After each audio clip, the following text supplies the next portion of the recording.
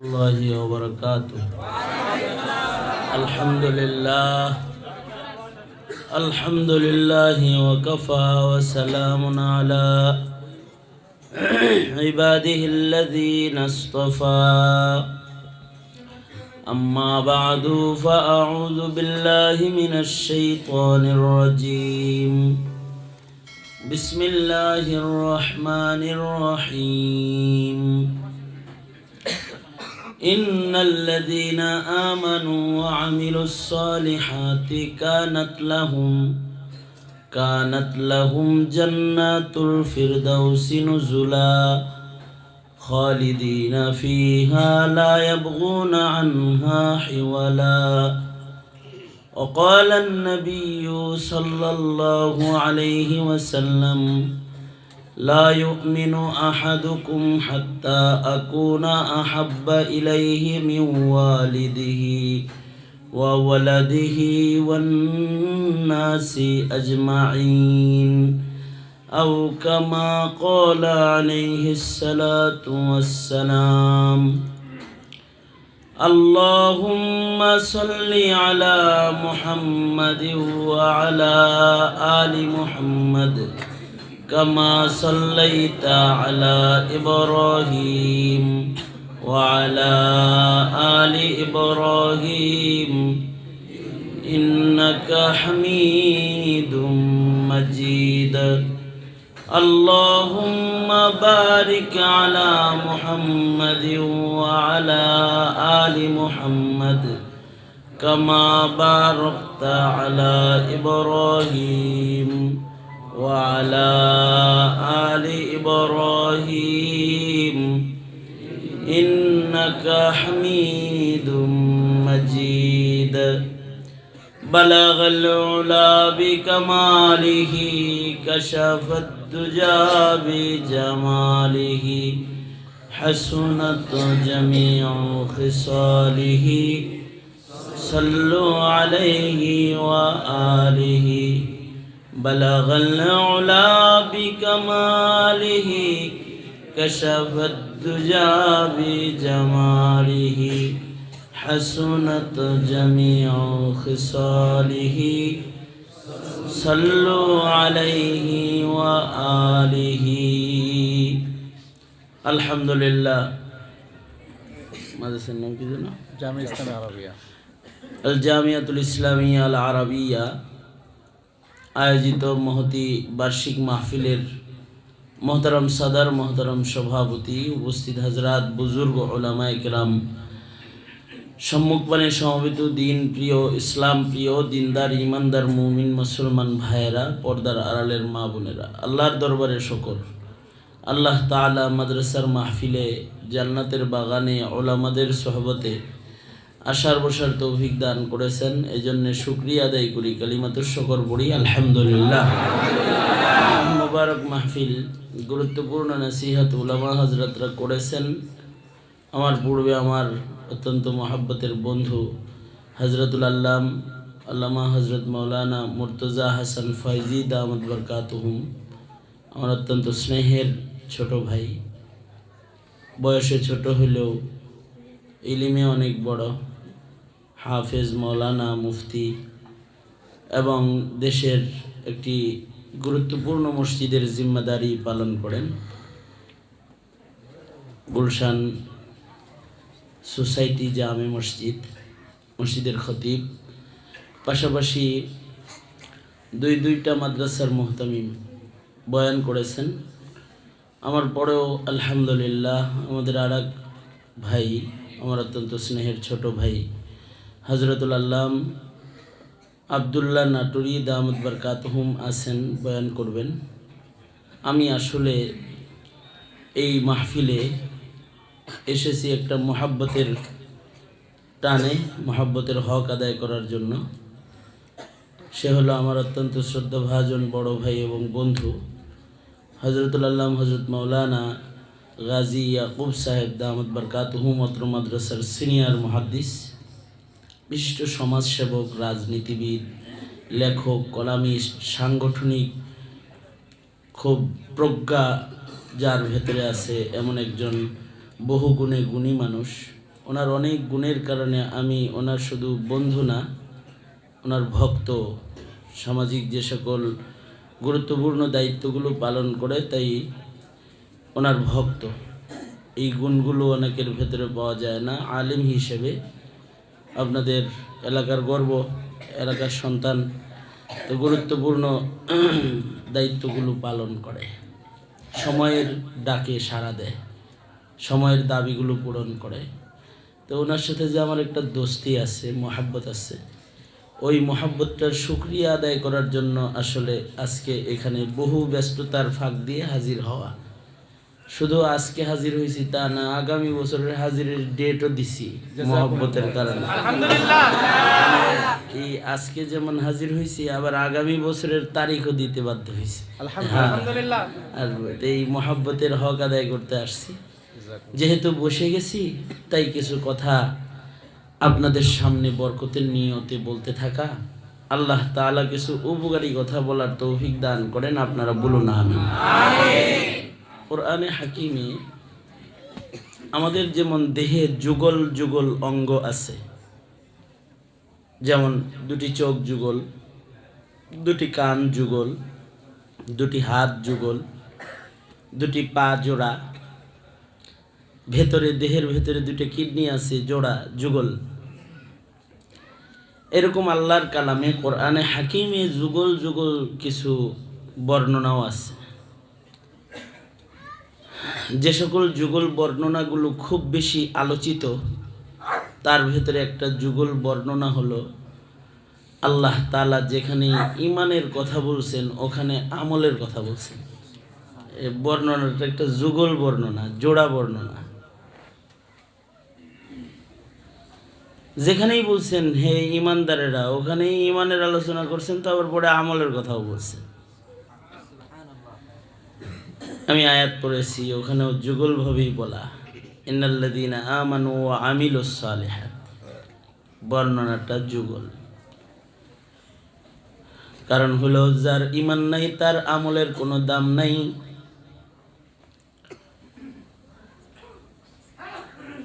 ঈমান আছে আমল নাই, তো ওই ঈমান দিয়ে সোজা জান্নাতে যাওয়ার কোনো সুযোগ নাই। যতক্ষণ না পর্যন্ত ঈমানের সাথে নেক আমলকে যুগল না বানানো হবে, ততক্ষণ পর্যন্ত আল্লাহকে সন্তুষ্ট করা যাবে না। আল্লাহ তাআলার কাছ থেকে আল্লাহর পেয়ারা বান্দা হিসেবে পুরস্কার দখল করা যাবে না। বর্ণনাটা যুগল। ঈমান আছে আমল নাই, আমল আছে ঈমান নাই। ঈমান আছে কিন্তু আমল নাই, তাহলে আমল না থাকার কারণে মুমিনে আসি হিসেবে জাহান্নামের আগুনে যাবে। আবার আমল আছে, আমার খুব দুঃখ লাগে যখন আমি সব মোবাইল বন্ধ করে বয়ান শুরু করি আর আমার ডাইনে বামে খুব কাছে কেউ মোবাইল চালায়। খুব কষ্ট হয়, ভীষণ কষ্ট হয়, যেটা বুঝাইতে পারি না, এরকম কষ্ট হয়। তা আবার আমল আছে কি নাই, ঈমান নাই। যার ঈমানই নাই তার আমল দিয়ে কি হবে? এক সাহাবী আল্লাহর রাসূল সাল্লাল্লাহু আলাইহি ওয়াসাল্লামের কাছে আসছে। সাহাবী নবীজির কাছে আসছে, এসে আল্লাহর রাসূলকে বলে কি, ওগো আল্লাহর নবী, আমি আমার মা বাবার নামে বদলি হজ করতাম চাই। কি হজ করবে? বদলি হজ করবে মা বাবার নামে, হজ্জে বদল। আমাদেরও এই এরকম আছে, আমরা বদলি করি মায়ের নামে, বাবার নামে, দাদার নামে, নানার নামে বদলি করি না? আমি আমার সব মুরব্বীগুলোর নামে বদলি করছি এ পর্যন্ত। নানার নামে বদলি করছি, নানির নামে করছি, দাদার নামে বদলি করছি, দাদির নামে করছি, মামার নামে করছি, যত মরহুম মুরব্বী আছে ওস্তাদদের নামে করছি। যে সকল মাশায়েখিনরা, শেখুল হাদিস আল্লামা আজিজুল হক সাহেব হুজুরের নামে আমি একটা হজ করছি, মুফতি আমিনী সাহেবের নামে একটা হজ করছি, চরমনের মরহুম পীর সাহেবের নামে একটা হজ করছি, খতিব সাহেবের নামে হজ করছি। তো মোহতারাম হাজিরিন, গত বছর আমি আমার হজ করছি আমার শায়েখের সুস্থতার জন্য। আমার শায়েখ হজে যেতে পারেন নাই, পরে আমি আমার হজটা আমার শায়েখের নামে করছি। তো এরকম বদলি হজ করে, বদলি ইবাদত করে মানুষ। বদলি করলে সবটা তার আমল নামায় ট্রান্সফার হয়। তো সাহাবী এসে বলে, ওগো সরকার, ওগো সরদার, মা বাবার নামে বদলি হজ করবার চাই। আল্লাহর নবী তাকে বলে, এই সাহাবী, আমাতা আবুকা ওয়া উম্মুকা ফিল ইসলাম। সাহাবীরে, তোর মা তোর বাবা কি ইসলামে মারা গেছে নি? মানে তোর বাবা কি মুসলমান হিসেবে মারা গেছে, ঈমানের উপরে কি মৃত্যু হয়েছে নাকি? সাহাবী বলে, না সরকার, আমার মা বাবা মুশরিক ছিল। আল্লাহর রাসূল বলেন, যার ঈমানই নাই, আমল দিয়ে তার কি উপকার হবে? তাই তোর বাবার নামে তোর কোনো নেক আমল করার দরকার নাই, কারণ যার ঈমান নাই তার নেক আমলে কোনো ফায়দা নাই। ঈমানই নাই, অ্যাকাউন্টই নাই, টাকা পাঠাইবেন কই? আপনি যে একটা কিছু ইসালে সওয়াব করবেন, পাঠিয়ে দিবেন, যদি তার অ্যাকাউন্ট নাম্বারই না থাকে, ঈমানই না থাকে, তো পাঠাইবেন কোন জায়গায়? এ কারণে আমলের কথা যেখানেই আল্লাহ তাআলা আলোচনা করছেন, তার আগে ঈমানের কথা আলোচনা করছেন। এই কারণে শরীয়তে ইসলামে ঈমানের আলোচনার চাইতে দামি আলোচনা আর নাই। এই কারণেই 6 উসুলের 1 নাম্বার ঈমানি কথা। 6 উসুল আছে না তাবলীগের 6 বয়ানের 1 নাম্বার বয়ান হলো ঈমানের বয়ান।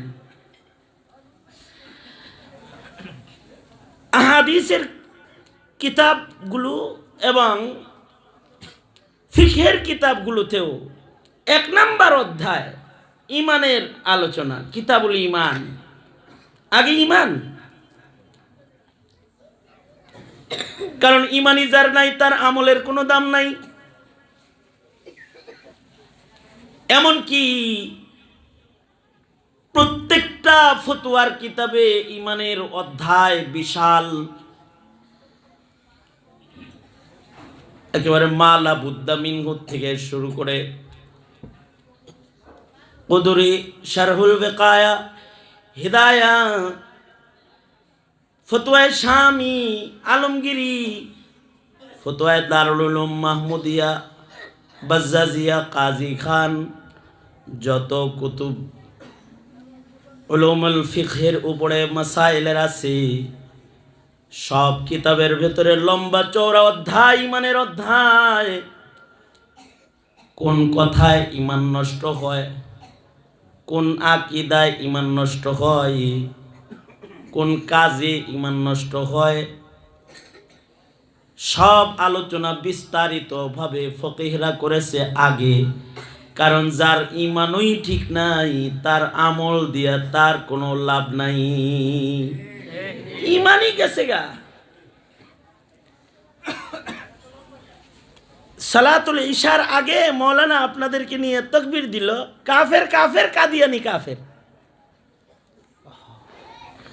যার এই ঈমানই নাই যে কাদিয়ানি কাফের, এই বিশ্বাস যার নাই, এই জায়গায় যার গন্ডগোল আছে, ও যদি বছরে বছরে হজ করে, ও যদি প্রতি রাতে 200 রাকাত নফল নামাজও পড়ে, ওর ইবাদতের যাররা মূল্য নাই। রিসালাতের উপরে পূর্ণ বিশ্বাস, তাসদীক বির রাসূল বিজামিই কামালাতিহি, আল্লাহর রাসূল সাল্লাল্লাহু আলাইহি সাল্লামের আজমত, শান এবং মানাকিব যা আছে পূর্ণ ইয়াকিনের সাথে দিলে থাকতে হবে নবী শেষ নবী, শ্রেষ্ঠ নবী, বিশ্ব নবী। দিলে যদি দুর্বলতা থাকে, একমাত্র নবী কিয়ামত পর্যন্ত মুহাম্মদুর রাসূলুল্লাহ সাল্লাল্লাহু আলাইহি ওয়াসাল্লাম। যারা দুর্বলতা থাকবে, ঈমান নাই, কাফের। এ কারণে কাদিয়ানের মির্জা গোলাম আহমদ কাদিয়ানি যেমন কাফের, তার অনুসারীরাও কাফের। তাকে যারা কাফের বলে না তারাও কাফের, যারা তাকে কাফের মনে করে না ওরাও কাফের, কাফের মনে করে না ওরাও কাফের।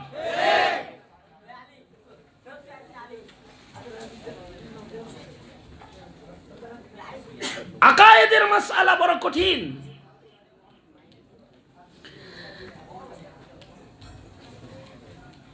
বিশ্বাস, নবীর উপরে বিশ্বাস, কিতাবের উপরে বিশ্বাস, ফেরেশতাদের উপরে বিশ্বাস,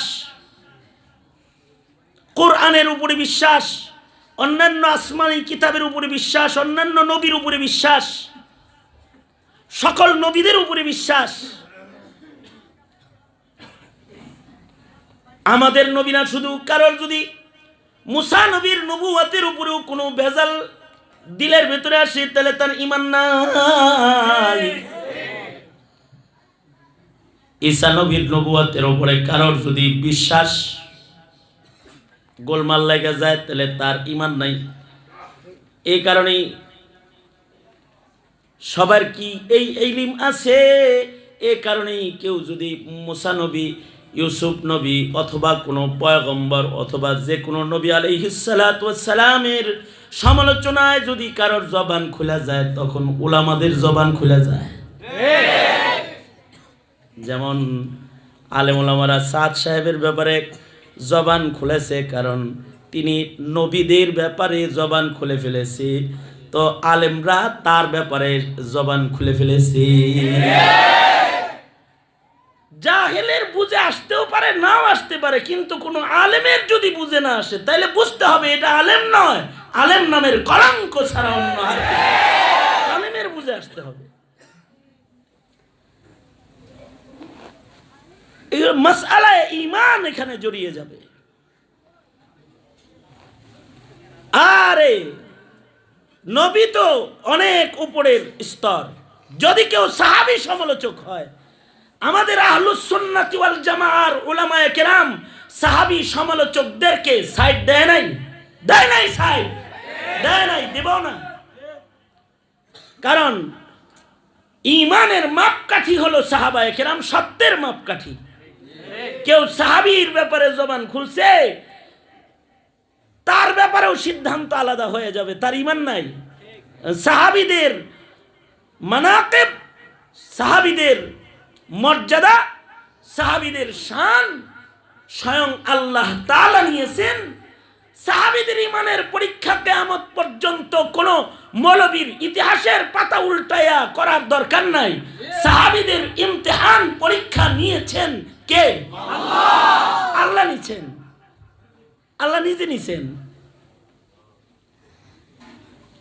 এমনকি আমাদের আকাবিররা বলেন ইহানাতুল উলামা কুফরুন। তার মানে আপনি তো আর আবু বকর, উমর, উসমান, আলী সাহাবী পাইবেন না। আপনি ইমামে আজম আবু হানিফাকে পাবেন না।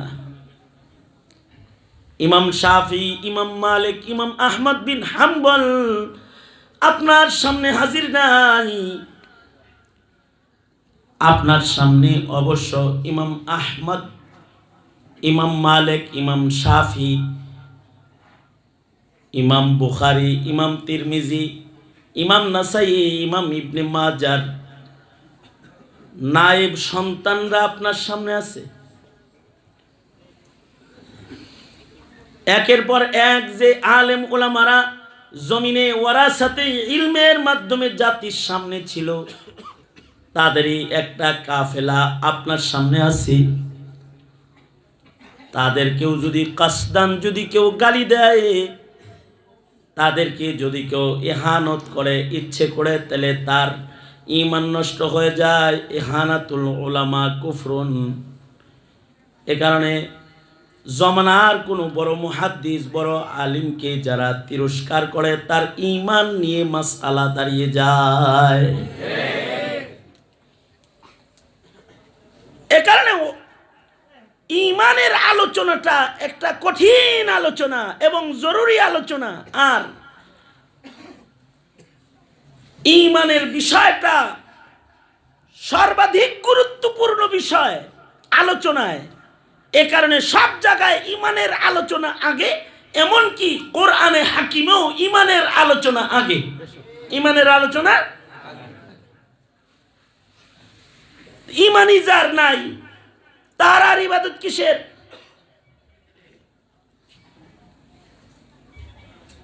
ইবাদত তো অনেক করে, নামাজ পড়ে, নফল রোজা করে, নফল উমরা করে, হজ করে, সব ঠিক আছে, কিন্তু খাজা বাবার পায়ে যায় খালি সেজদা মারে।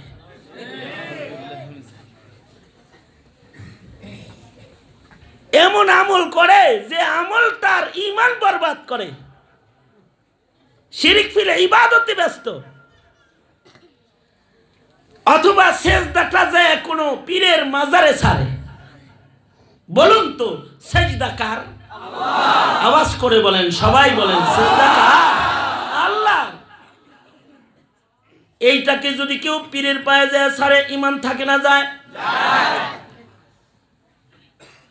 সেজদা কার?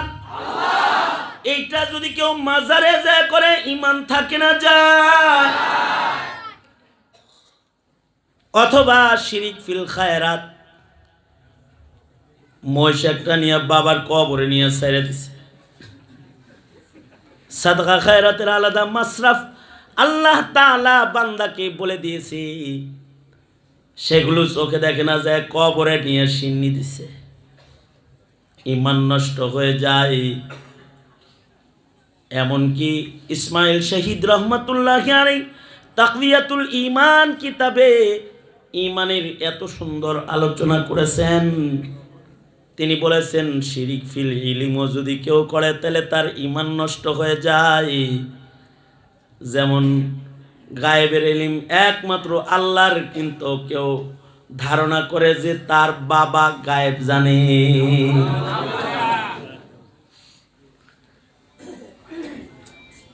একমাত্র গায়েবের ইলম আল্লাহর, কোন নবীকেও আল্লাহ এর হিস্সা দেন নাই। আর সে মিয়া তার পীর সাহেব রে হিস্সা দিয়ে দিছে। তার পীরেও নাকি গায়েব জানে। তো শিরিক ফিলে ইলম করেছে, ঈমান নাই। আচ্ছা, এরকম যদি কারোর ঈমানই নষ্ট হয়ে যায়, তাইলে তার আমল যাবে কোথায়? তার অ্যাকাউন্ট ক্যান্সেল। তার যে আমলগুলো জমা হবে যেই আমল নামায়, এইটাই তো নাই তার।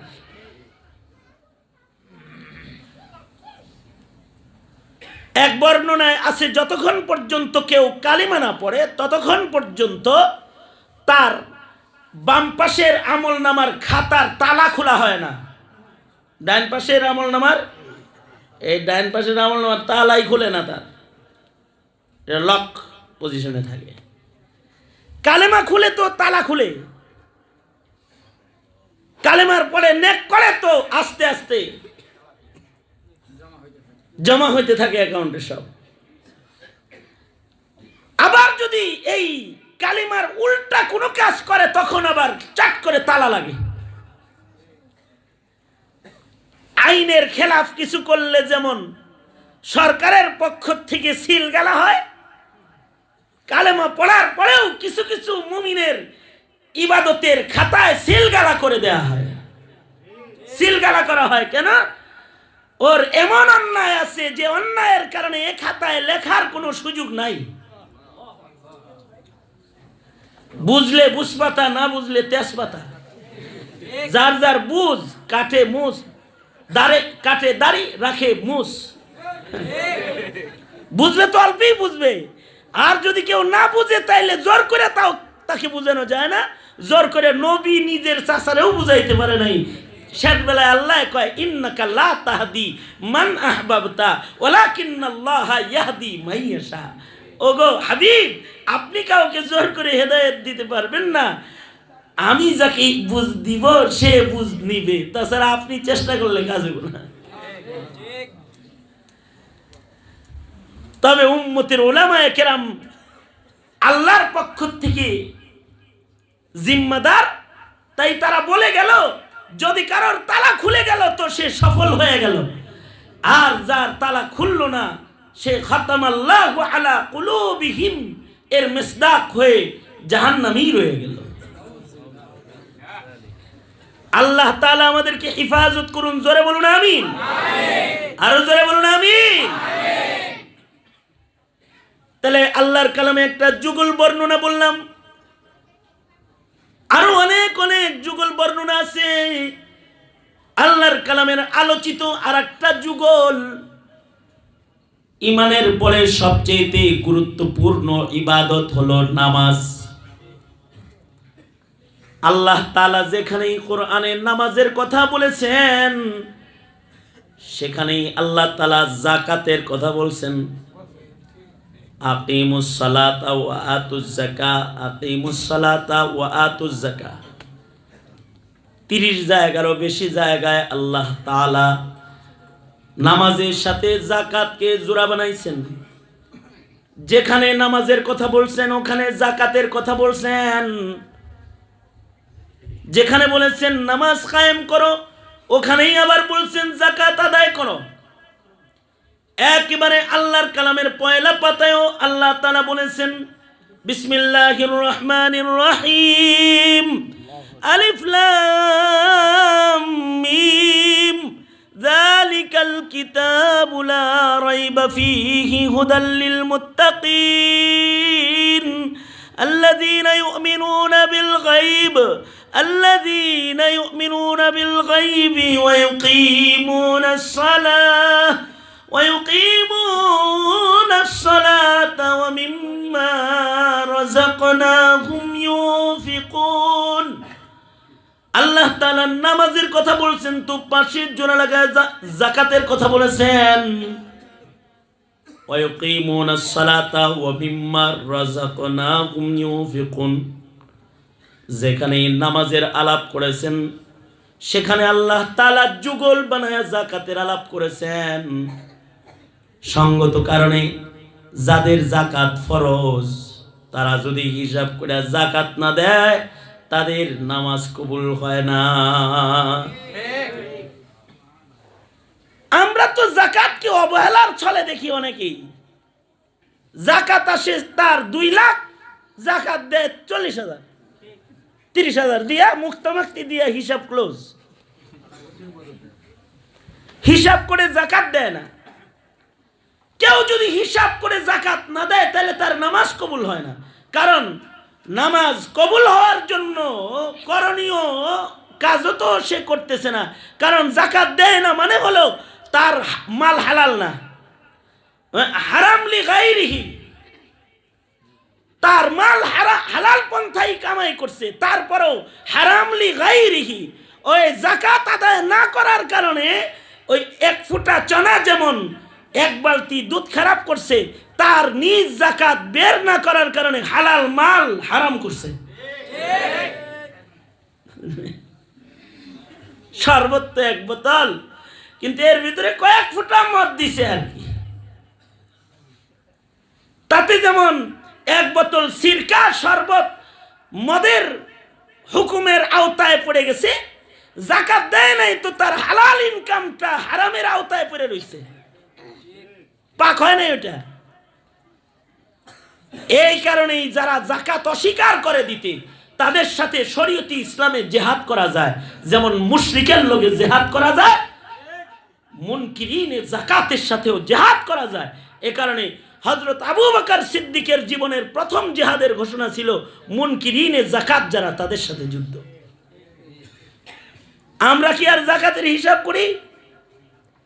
এই যুগের মুসলমান কি আর যাকাতের হিসাব করে? এখন হিসাব করে যাকাত বের করে না যারা, তাদের নামাজ কবুল হয় না। নেগেটিভ পজিটিভ একটা আরেকটার সাথে লাগানো, একটার জন্য আরেকটার পাওয়ার নষ্ট হয়ে যাবে। ইনশাআল্লাহ তাহলে জাকাত দিব, ইনশাআল্লাহ বলেন, ইনশাআল্লাহ। লাভ হবে না লস হবে?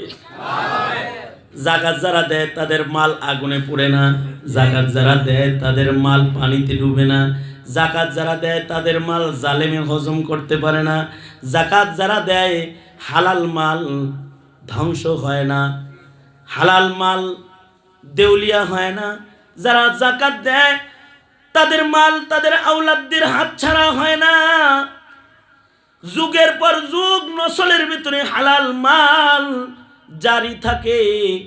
আর যাদের মাল হারাম হয় তাদের সন্তানরাই তাদের মাল পায় না, তাদের মাল ধ্বংস হয়ে যায়, তাদের মাল জালেমের কবজায় চলে যায়, তাদের মাল হেফাজত হয় না।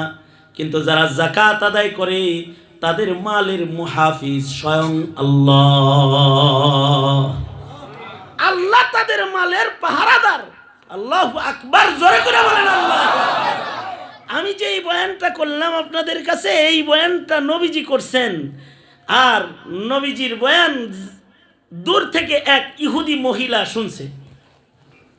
ইহুদি মহিলা তো বাড়িতে যায় মাল 40 ভাগ করে যাকাত দিয়ে দিছে। লোকেরা জিজ্ঞাসা করে, তুমি ইহুদি যাকাত দিলে কে রে? কয় মুহাম্মদ বলছে মালের যাকাত দিলে ও মালের দায়িত্বশীল আল্লাহ হয়ে যাবে, মুহাম্মদের মাওলা ওইটার মালিক পাহারাদার হয়ে যাবে, হেফাজতকারী হয়ে যাবে, তাই যাকাত দিছি। মুহাম্মদ ওয়াজ করছে আর এই ওয়াজ শুনে যাকাত দিছ? কয় ওয়াজ শুনে যাকাত দিব না, মুহাম্মদ তো এমন মানুষ যে জীবনে কোনোদিন মিথ্যা কথা বলে না, আমার বিশ্বাস হয়েছে। আল্লাহু আকবার। কাফেররাও নবীজির কথা কত বিশ্বাস করত। বুখারী শরীফে আছে, হেরাকলের কাছে যখন আবু সুফিয়ান গেছে, হেরাকল জিজ্ঞাসা করেছে মুহাম্মদ কি মিথ্যা কথা বলে? আবু সুফিয়ান তখনও মুসলমান হয় নাই। আর মুসলমান হওয়ার পরে তিনি বলতেছে আমার মনটা চাইতেছিল বলি, খুব কয়, কিন্তু দেখলাম যদি আমি বলি যে মুহাম্মদ মিথ্যা কথা বলে, এই কথা যদি আমি হেরাকলের সামনে দাঁড়ায়া বলি, তাহলে আমার সাথে যারা আছে আমার লোক, তাগর কাছে আমি একটা আস্ত মিথ্যুক হয়ে যাই। নিজের সাদাকাত হিফাজতের জন্য বললাম, জন্মের পর থেকে আজ পর্যন্ত মুহাম্মদের মুখে জীবনে আমরা মিথ্যা আলাপ শুনি নাই। সুবহানাল্লাহ, আরো আস্তে করে কোন সুবহানাল্লাহ। আমরা মোবাইলের উৎপাতে কিরকম মিথ্যাচার বাড়ছে এখন। হযরত থানভী রহমাতুল্লাহর একটা আজীব নুকতা আপনাদেরকে শোনায়া দিই। নুকতাটা আমার কাছে খুব ভালো লাগছে, তাই আপনাদের কাছে নকল করতেছি। হযরত থানভী বলেন আল্লাহ তাআলা কোরআন শরীফে আল্লাহওয়ালাদেরকে সাদিকিন বলছে। আল্লাহর কালামে আল্লাহ তাআলা বলেন ইয়া আইয়ুহাল্লাযীনা আমানুত্তাকুল্লাহ ওয়া কুনু মা'আস সাদিকিন। সাদিকিন মানে সত্যবাদীদের সঙ্গী হও। হযরত থানভী বলেন কেউ যদি সত্যবাদী হয় খালি, তাইলে কোনো না কোনো দিন সে ওলি হয়ে যাবে। একেবারে না হইলেও মরার আগে ওলি হয়ে কবরে যাবে। আল্লাহু আকবার, মরার আগে ওলি হয়ে কবরে যাবে। আর যদি কোনো ওলি মিথ্যা শুরু করে দেয় তো মুনাফিকের দিকে চলে যাবে। আয়াতুল মুনাফিক 1 নাম্বার, কথা কয়, মিথ্যা কয়। সাহাবী হইল, সাহাবীদের দলে যারা ছিল, অনেকে আসিল না, সাহাবীদের দলে ছিল, মানুষ মনে করতে এরিও সাহাবী, কিন্তু মিথ্যা কথা কইতো, এই জন্য মুনাফিক। আল্লাহ নবীজির সাথে নামাজ পড়ছে, সোহবত নিছে, কিন্তু মিথ্যা কথা বলছে, আমানতের খেয়ানত করছে, ওয়াদা খেলাফ করছে, মুনাফিক হয়ে গেছে। ইমামে আজম আবু হানিফা রহমতুল্লাহের কাছে একজন এসে কয়, একটা দুষ্ট লোক, এলাকার কিছু চিহ্নিত দুষ্ট থাকে, যা করে মানুষ চিনে, কয় ওই যে যায় বলে, আছে না এরকম? আছে না? আপনাদের এলাকায় নাই? ভালো, আমি আশপাশের কোনো জেলার কথা কইছি, মনে করেন আমগো জেলার কথা কইছি। আছে না এরকম? এইরকম একটা মনে করেন বললো গাজী ইয়াকুব সাহেব যে আপনি আমার ফ্রেন্ড। গাজী ইয়াকুব সাহেব কি করবো তখন? এই চিহ্নিত একটা এসে নোমান বিন সাবেতকে বলে, নোমান তুমি আমার বন্ধু। কয় হাত দাও। দোস্ত পাতি, দোস্ত পাতাপাতি আছে না? পাতাপাতি আছে তো, পাতাপাতি আছে বিধায়ী বেদাতি আর বন্ডদের বাজার জারি আছে। পাতাপাতি আছে, পাতাপাতি হাত ধরে আর পাতে, মনে করে পাতে পাচ্ছে, পাইতে ফেলছে। এক বন্ড আমার কাছে এসে বলে, হুজুর ধরা তো খাইছি। আমি কই কি? কয় অমুকের কাছে মুড়ি দইছি, বান্দা পড়ছি। আমি কই যেটার বান্ধন আছে এটার কাটনও আছে, এরম এরম করেন।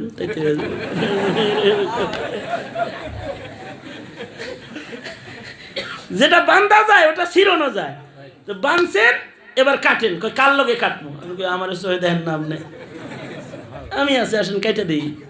বলেন আমি কাটি, পরে বড় আরেকজনের কাছে যাই কাটটা দিব।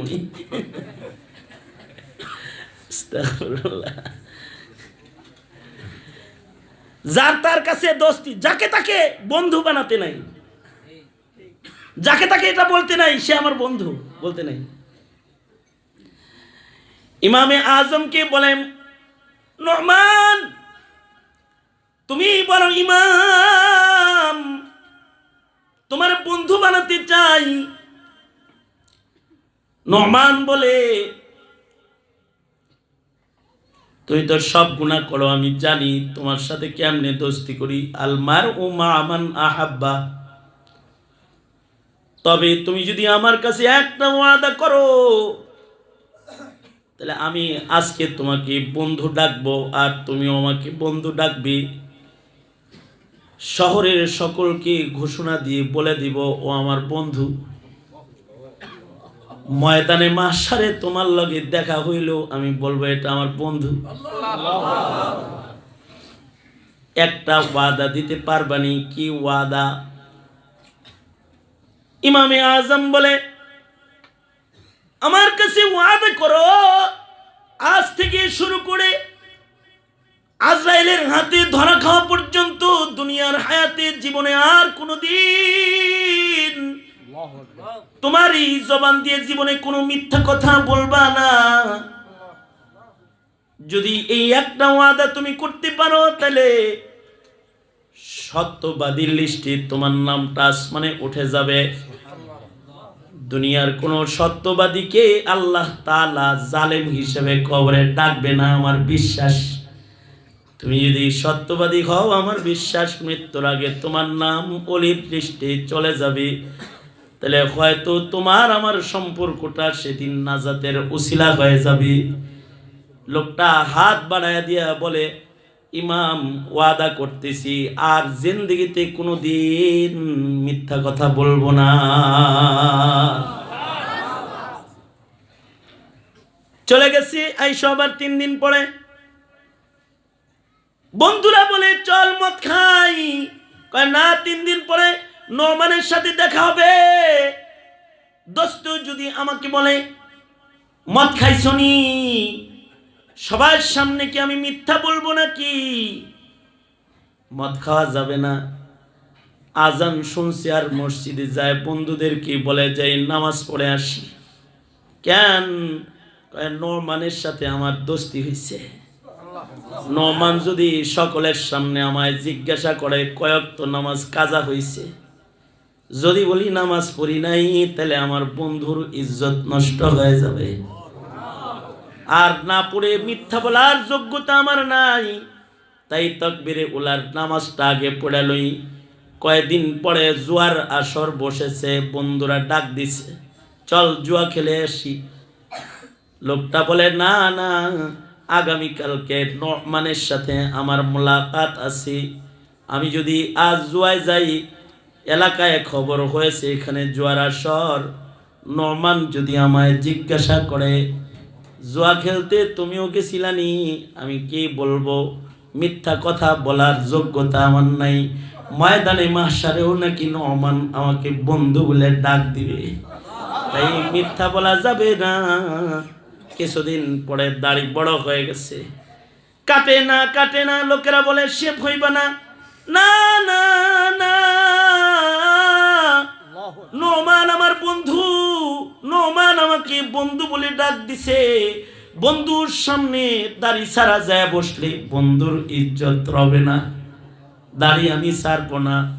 এভাবে করে একটা একটা করে ইবাদত ছাড়তে ছাড়তে, একটা একটা করে গুনাহ ছাড়তে ছাড়তে, একটা একটা করে ইবাদত ধরতে ধরতে নোমান বিন সাবেতের দোস্তির পেঁচে, সত্য কথা বলার শপথের পেঁচে, একটা নেক কাজ হেফাজত করতে গিয়ে এই লোকটা আল্লাহর ওলি মুহাদ্দিস হয়ে তারপরে কবরে গেছে।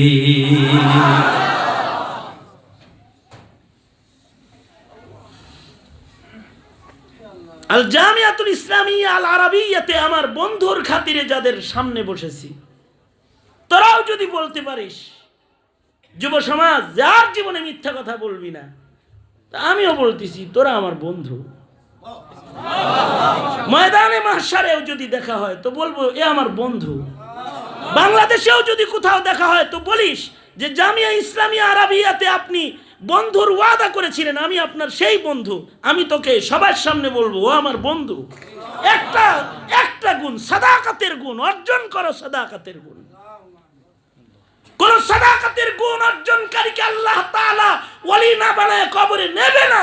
ওয়াদা করো আর জীবনে মিথ্যা বলবো না। ওয়াদা করো, ওয়াদা করো আর জীবনে মিথ্যা কথা বলবো না।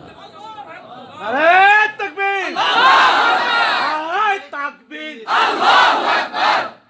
আল্লাহ আপনি কবুল করেন। আর কসমতু বিল্লাহি, আল্লাহর জাত আর জালালের কসম করে বলতে পারবো, আল হুব্বু ফিল্লাহ আল বুগযু ফিল্লাহ, এটা হলো হুব্বু ফিল্লাহ, আল্লাহর জন্য মহব্বত। আল্লাহ বেশক। বুখারী মুসলিমের রিওয়ায়াত আছে, এরকম দ্বীনি দোস্তি যদি কারোর ভেতরে পাওয়া যায় তাহলে তাকে আল্লাহ তাআলা আরশের ছায়ার নিচে জায়গা দিয়ে দিবে। আরশের ছায়ার নিচে জায়গা দিয়ে দিবে।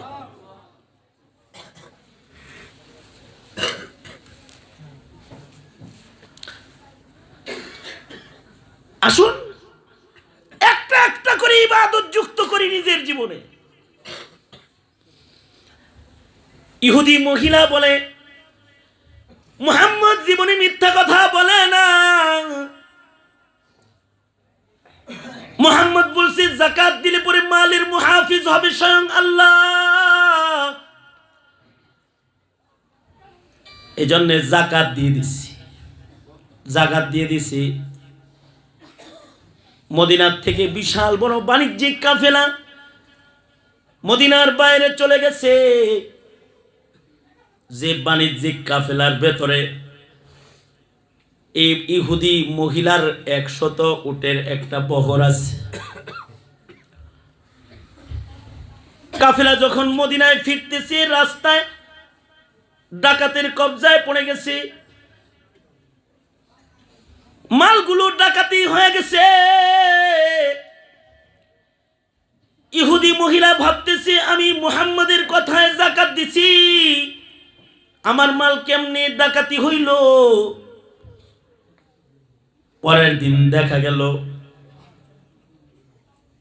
সবার কাফেলা শূন্য হাতে মদিনায় ঢুকলেও এই মহিলার 100 উটের বহর সজ্জিত অবস্থায় মাল সহকারে মদিনায় প্রবেশ করেছে। মুদিরকে ডেকে বলে কিরে তুই ডাকাতের পেঁচে পড়িস নাই?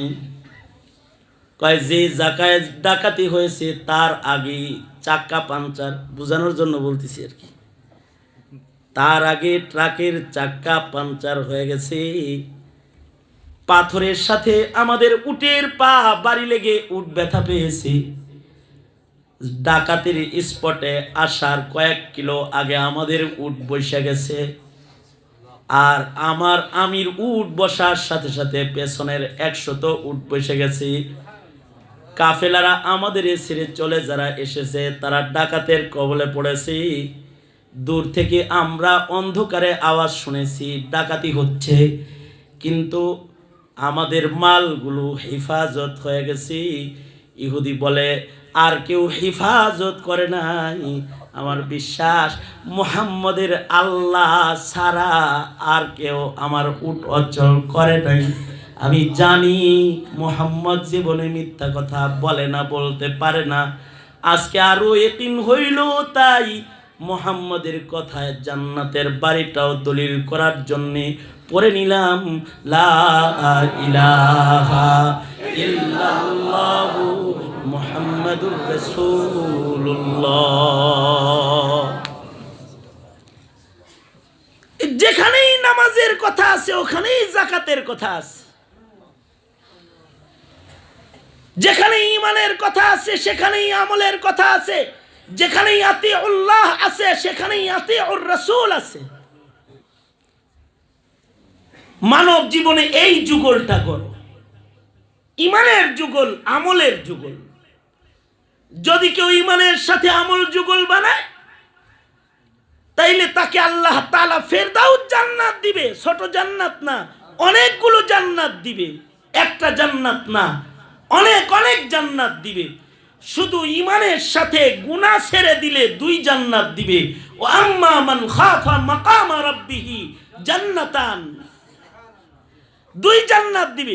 আর যদি ঈমানের সাথে আমল জুড়ে দিতে পারো, নামাজটা পড়ো, তাবলীগে যায় নামাজটা শিখো, জিকিরটা করো, তিলাওয়াতুল কোরআন শিখো, কিছু আল্লাহর কালাম পড়ো, তো খোদার কসম 1 জান্নাত না, ঢাকায় বাড়ি, গুলশানে বাড়ি, মালয়েশিয়ায় বাড়ি, সিঙ্গাপুরে বাড়ি, কানাডায় বাড়ি, সেকেন্ড হোম, তো তোমার জান্নাত আদনেও একটা বাড়ি থাকবে, জান্নাত নাঈমেও একটা বাড়ি থাকবে, জান্নাত